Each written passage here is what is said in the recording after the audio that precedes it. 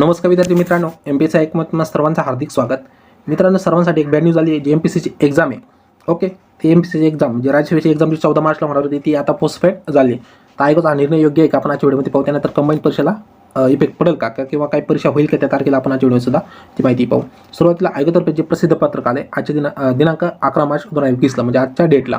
विषय राज्यसेवा पूर्व परीक्षा 2020च्या आयोजनाबाबत. ओके, इथे आयोजन हा शब्द वापरला आहे. महाराष्ट्र लोकसेवा आयोगामार्फत रविवार दिनांक 14 मार्च 2021 रोजी नियोजित राज्यसेवा पूर्व परीक्षा 2020च्या आयोजनासंदर्भात शासनाने एक लेटर आयोगाला पाठवले असं आयोगाचं म्हणणं आहे. कोणत्या विभागाने पाठवले? आपत्ती व्यवस्थापन प्रभाग, त्यानंतर मदत व पुनर्वसन विभागाकडून दिनांक 10 मार्च 2021ला हे पत्र आयोगाला पाठवले. आयोगाने त्या पत्रामध्ये सांगितले की आयोगाला किंवा आयोगाने त्या पत्रकात जी महत्त्वाची माहिती ती आपल्याला शेअर केली की राज्यामध्ये कोरोना विषाणूचा प्रादुर्भाव मोठ्या प्रमाणात वाढत असल्याने त्यावर प्रतिबंधात्मक उपाय म्हणून वेगवेगळ्या जिल्ह्यांनी निर्बंध लावलेत. या पार्श्वभूमीवर राज्यसेवा पूर्व परीक्षा घेणे योग्य नसल्याने सदर परीक्षा पुढे ढकलण्यात यावी.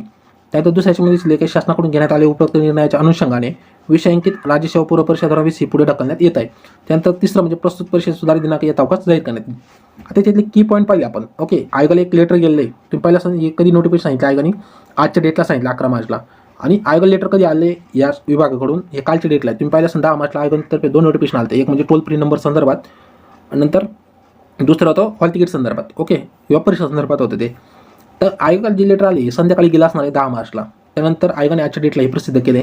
त्याच्यामध्ये आयोगाला असं सांगण्यात आलं की सध्या प्रत्येक जिल्ह्यामध्ये वेगवेगळी सिच्युएशन आहे. कोरोना विषाणू जो वाढतोय त्याच्या संदर्भात प्रतिबंधात्मक उपाय म्हणून वेगवेगळ्या जिल्ह्यांनी वेगळे निर्बंध लावले. जसं की औरंगाबाद जिल्ह्याने काही लावले, जनता कर्फ्यू लावले शनिवार रविवारी, किंवा वेगवेगळ्या जिल्ह्यांनी वेगवेगळे लावलेत. याच्यामुळे विद्यार्थ्यांची गैरसोय होण्याची शक्यता असे आयोगाचं म्हणणं आहे किंवा आयोगाला तसं सांगण्यात आलं आहे.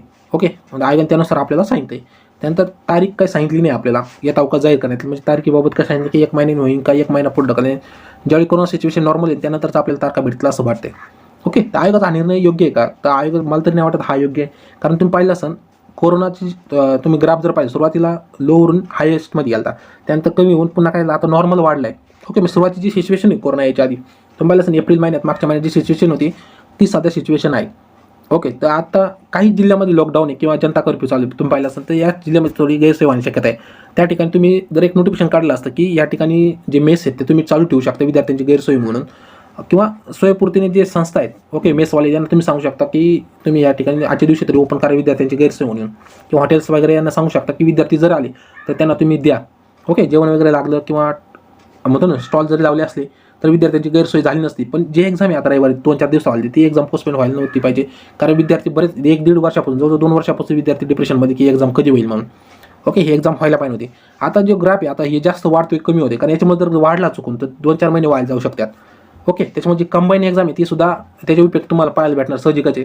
ती सुद्धा पुढे ढकलण्यात येईल.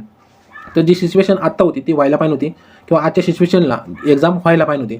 पण आयोगाचं काही चाललं नाही या ठिकाणी वाटते. कारण सरकारमार्फत एक लेटर आल्यामुळे आयोगाला, आणि कोणाकोणाला लेटर हे महत्त्वपूर्ण आहे, आपत्ती व्यवस्थापन कोण आले आणि मदत व पुनर्वसन विभागाकडून आले. त्याच्यामुळे आयोगाला हे टाळणं शक्य नाही.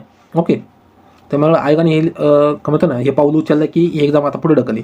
मला पर्सनली तरी वाटतं ही एक्झाम पुढे ढकलणं हे चुकीचं होतं. कारण काही जिल्ह्यामध्ये जसं औरंगाबादमध्ये पाहिलं असेल जनता कर्फ्यू आहे, त्या ठिकाणी सोय जर केली असते विद्यार्थ्यांची, ओके प्रत्येक सेंटरवर काहीतरी नाश्त्याची सोय केली असते, पाणी सोय केली असते, किंवा ट्रॅव्हलची थोडीफार सुविधा केली असती तर विद्यार्थ्यांची गैरसोय झाली नसती.